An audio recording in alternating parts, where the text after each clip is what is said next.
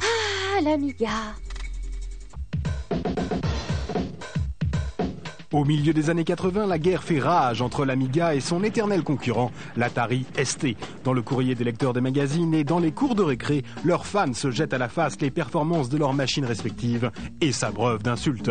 Il faut dire qu'il y a de quoi fanfaronner puisque pour moins de 4000 francs, l'Amiga 500, en avance sur son temps, est déjà une véritable machine plug and play. 64 couleurs sur une palette de 4096, son stéréo, scrolling impeccable et pas besoin d'ajouter un tas de cartes graphiques ou sonores. À l'époque, le PC est encore une machine de bureau tout juste capable d'afficher 4 couleurs dans des résolutions minables et de beugler quelques bip.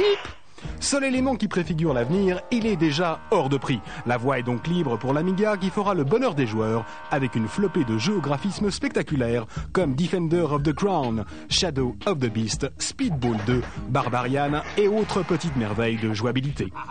En 8 ans, plus de 4 millions d'Amiga seront vendus à travers le monde, dont 200 000 en France. Mais ce sont avant tout les joueurs et les créateurs qui vont faire de cet ordinateur une machine culte. Car, comme souvent avec les nouvelles technologies, les utilisateurs vont s'approprier la machine. Leur créativité va pouvoir s'épanouir librement grâce à des logiciels comme Soundtracker qui permet de composer des musiques multipistes en quelques minutes ou Deluxe Paint qui donnera lieu à de nombreux concours de dessin relayés par les magazines spécialisés. Consécration suprême, l'Amiga servira même pour des applications professionnelles. Les jingles pubs de M6 et certains habillages de Canal+ seront ainsi réalisés sur Amiga. L'ère de l'Amiga, c'est aussi la grande époque des demo makers, ces groupes d'adolescents qui programment par passion entre deux cours de maths. Tous rivalisent de virtuosité pour repousser les capacités de la machine dans ses derniers retranchements et les résultats sont étonnants. Bref, le petit monde de l'Amiga vit et se développe presque en marge des éditeurs et des constructeurs. Et jamais dans l'histoire de la micro, des utilisateurs ne se seront autant passionnés pour leur machine. On est alors bien loin de l'emprise despotique du PC et de Bill Gates qui commencera quelques années plus tard avec l'arrivée des premiers PC multimédia et provoquera l'extinction de l'Amiga.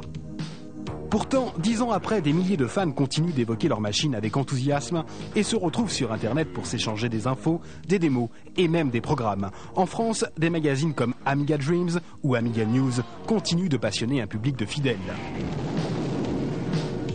Coup de théâtre, au mois de mars dernier, la puissante société américaine Gateway rachète Amiga, redonnant ainsi un sérieux espoir aux fans de la première heure de voir leur machine préférée revenir au premier plan. Mais depuis, toujours rien.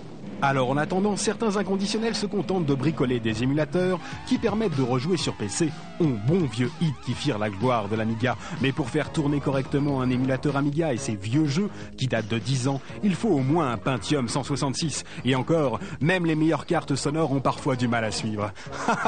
Je ricane.